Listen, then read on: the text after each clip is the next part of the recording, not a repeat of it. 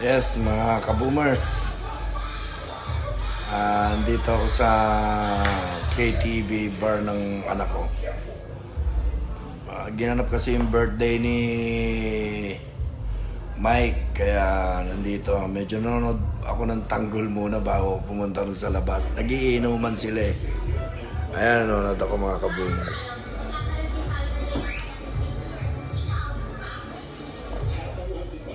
Medyo advertisement pa eh.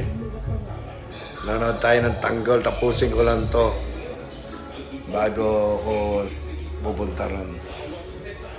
Lang mga kaboomers, kamusta na kayo ha? Medyo mapapalaban na naman si Kabun sa inuman.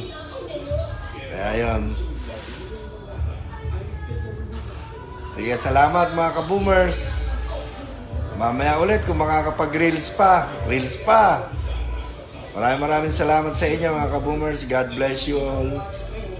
Thank you for watching. Kaboom! Boom boom!